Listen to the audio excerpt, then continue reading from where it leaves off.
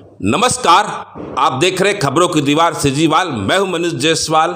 इस वक्त मौजूद हूं बिलासपुर में और बिलासपुर में सहायक शिक्षक फेडरेशन के प्रदेश अध्यक्ष मनीष मिश्रा चुनाव प्रचार करने आए हुए हैं।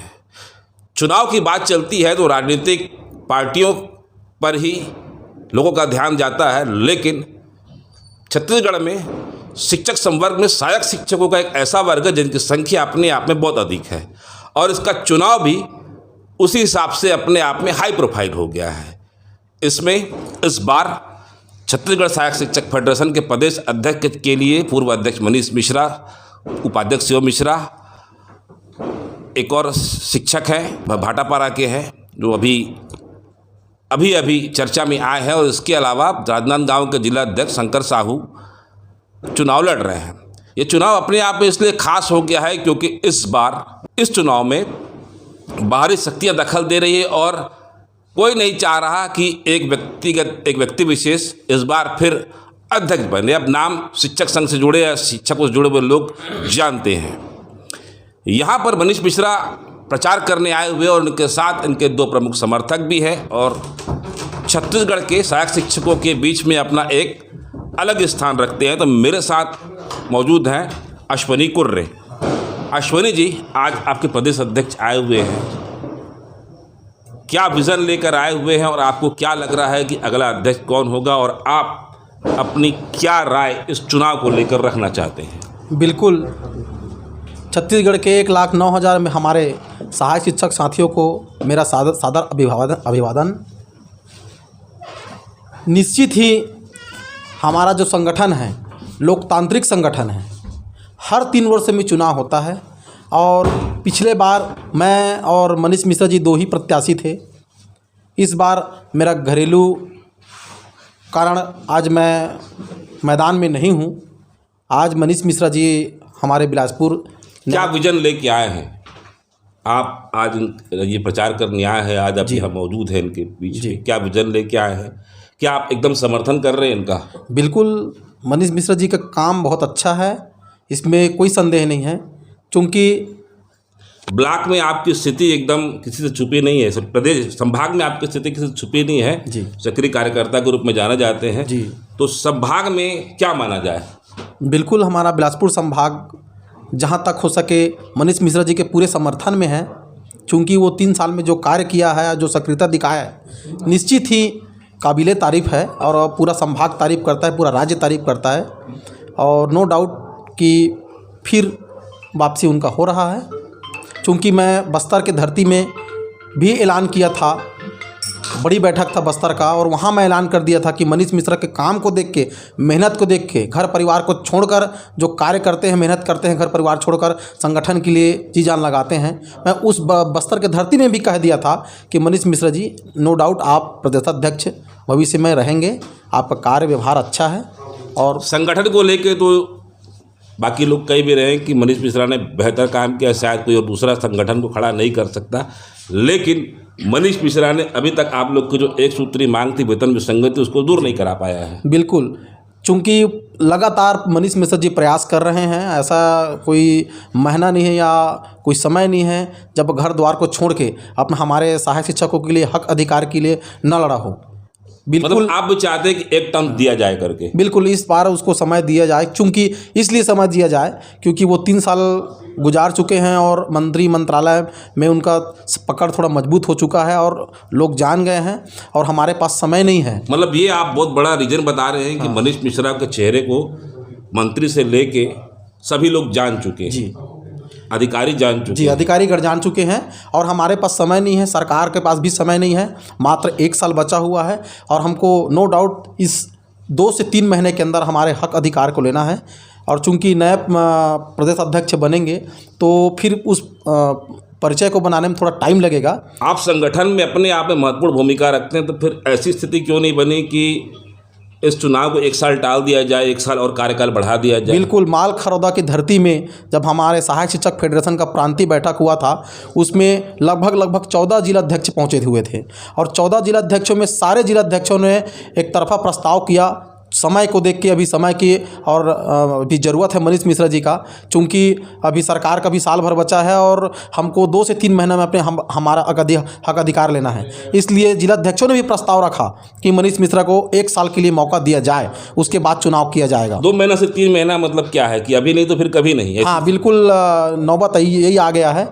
अभी नहीं मिलेगा तो मेरे को नहीं लग रहा है कि वेतन विसंगति दूर हो जाएगा। मिलेगा तो केवल 2 से 3 महीने के अंदर हमको हमारा वेतन विसंगति दूर होगा, और नहीं करा पाए इस चुनावी वर्ष में तो कभी भी वेतन विसंगति दूर नहीं होगा। मतलब मानते हैं फेडरेशन का विकल्प आप सिर्फ मनीष मिश्रा है अभी करके? अभी वर्तमान में मनीष मिश्रा और उनके जो प्रांतीय टीम है वो बिल्कुल अभी विकल्प है, साल भर है, और इस 3 से 4 महीने में हम हमारा हक अधिकार लेना है और बड़ी आंदोलन करना है।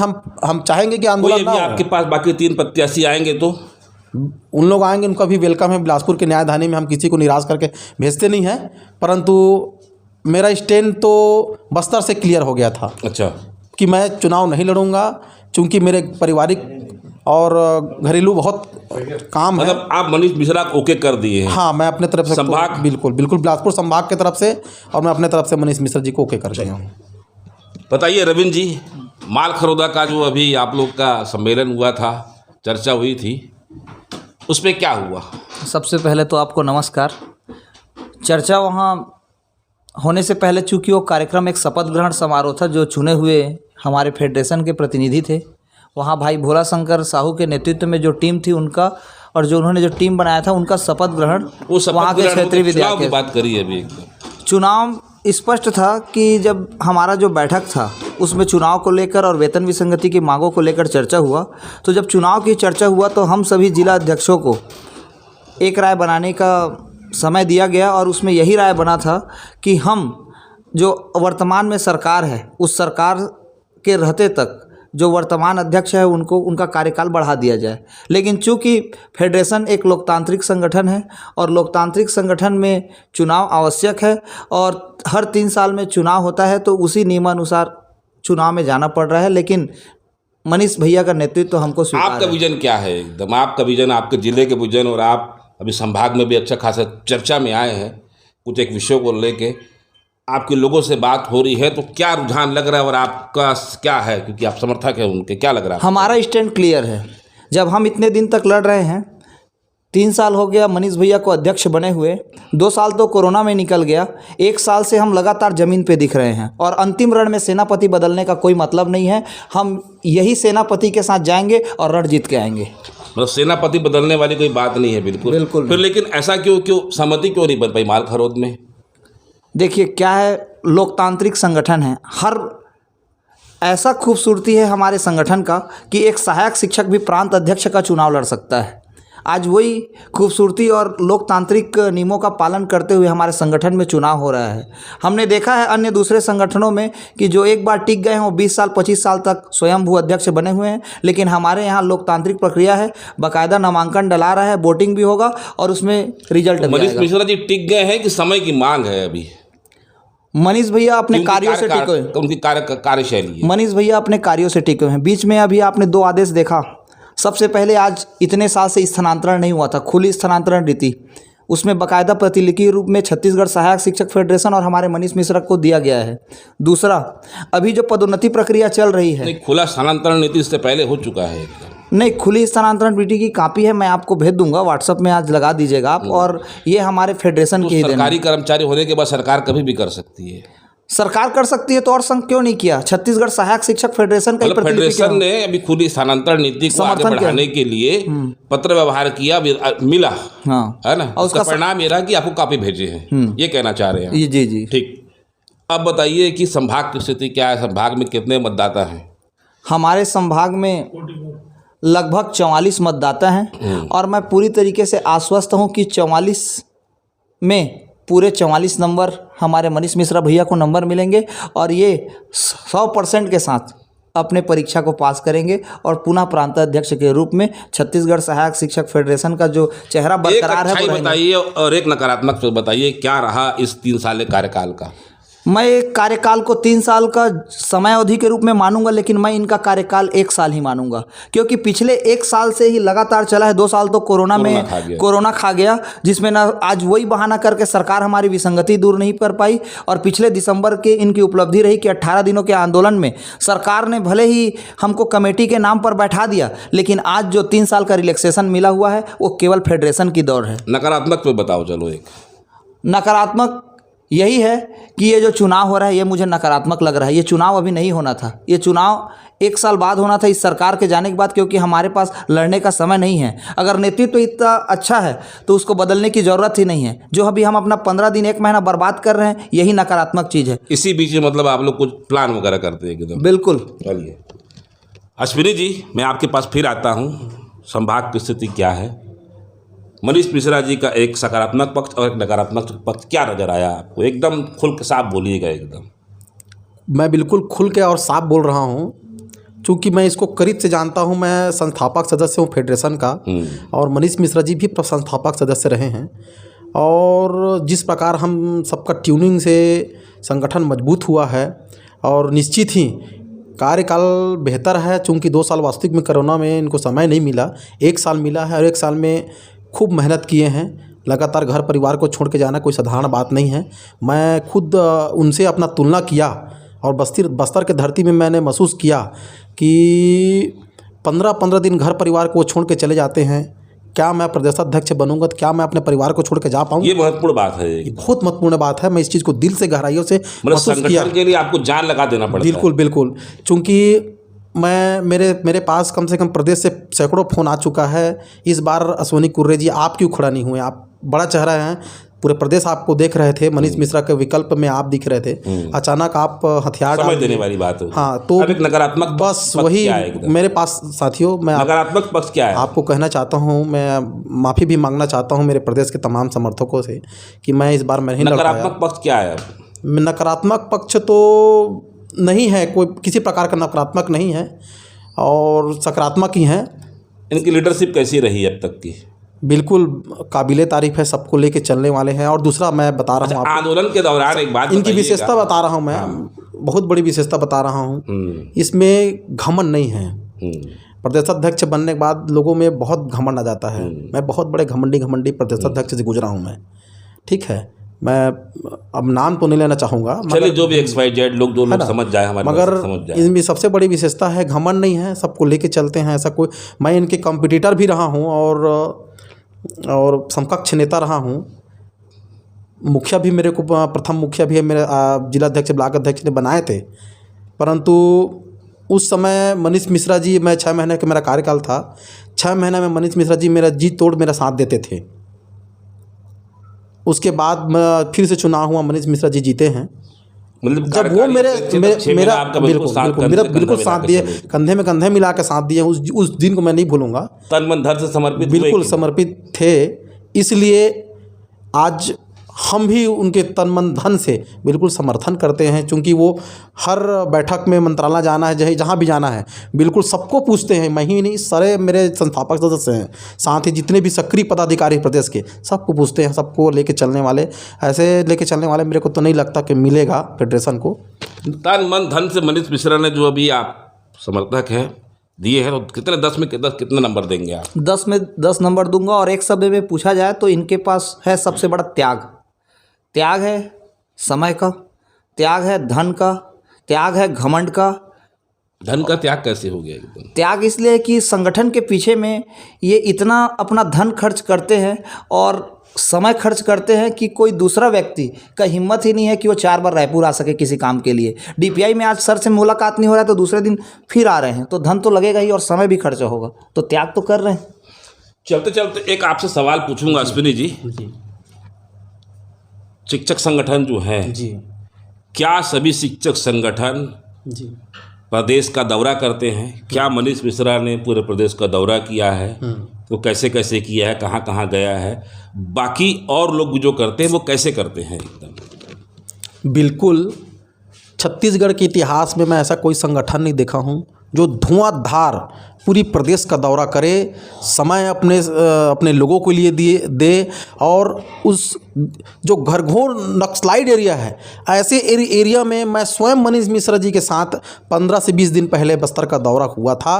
वहाँ लोग जाना पसंद नहीं करते थे, अंदर घुसना पसंद नहीं करते थे। ऐसे स्थिति में वहाँ के लोग उन लोगों को प्यार पाने के लिए, प्यार देने के लिए और वहाँ के संगठन को रिचार्ज करने के लिए बस्तर के घनाघोर जंगल में हम लोग गए और वहाँ के जो पदाधिकारी हैं, ब्लॉक अध्यक्ष, जिला पदाधिकारी हैं, इतना प्यार और सम्मान दिए और वो बहुत बहुत धन्यवाद देते थे कि लोग यहाँ नहीं आते हैं, मतलब मगर आप लोग आए हैं। सार ये है कि इन्होंने पूरे प्रदेश का दौरा किया है। एक आध ब्लॉक वगैरह, एक आध जिला वगैरह छूटा है क्या? ईमानदारी से बताइए। बिल्कुल छूटा है और वो भविष्य में पूरा हम लोग करेंगे। अच्छा, कौन सा जिला छूटा है? जैसे कि अपना सूरजपुर का चिरमिरी एरिया है। चिरमिरी तो खैर अभी नया जिला बना है, सूरजपुर तो गए थे मैं, और सूरजपुर बिल्कुल पहुंचे थे। साथ साथ बस्तर का भी दौरा हो गया है। कुछ एक आध जिला नारायणपुर जिला है ना, नारायणपुर जिला है और ऐसे मतलब आपका कहने का मतलब इन्होंने 99% जिले बिल्कुल एकदम नाम 90% जिले को घूम। ऐसा कोई और संगठन करता है? नहीं, मैं तो नहीं देखा हूँ, बिल्कुल नहीं देखा हूँ मैं। ऐसी खबरें वगैरह भी आई हैं क्या कभी? नहीं, बिल्कुल नहीं। क्यों नहीं करते? चूंकि हो सकता है संगठन उनका नहीं हो। हमारे सहायक शिक्षक फेडरेशन का 146 विकास खंडों में ब्लॉक अध्यक्ष के नियुक्त हैं और सारे सक्रिय पदाधिकारी हैं। सारे लोग पूछते हैं, सारे लोग सम्मान देते हैं कि आप लोग कब आएंगे, आपकी टीम, प्रदेश की टीम कब आएंगे।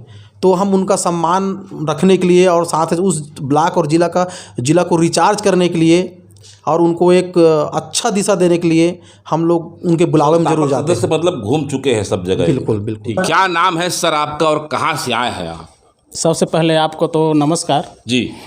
मैं शक्ति जिला जयपुर ब्लॉक का ब्लॉक अध्यक्ष हूँ। अच्छा, क्या नाम है आपका? रामलाल निराला। अच्छा, यहाँ कैसे आए त्योहार के दिन? एकदम यहाँ हम लोग आए हैं, हमारे चुनाव अभी चल रहा है लोकतांत्रिक ढंग से हमारे फेडरेशन, सहायक शिक्षा फेडरेशन का। तो मनीष मिश्रा जी चुनाव लड़ रहे हैं, तो क्यों उनको अध्यक्ष बना रहे हैं आप? मनीष भैया पहले से वो सक्रिय है।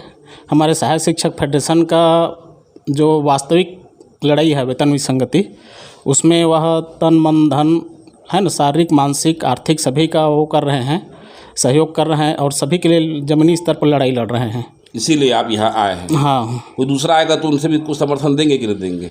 कोई दूसरा आया कि आपके पास अभी तक मेरे को कोई फ़ोन नहीं किया है। मनीष भैया कल आधा घंटा बात हुआ है, उससे पहले मेरे को बात होता था। अच्छा। और पहले से भी मेरे को जानते हैं क्या?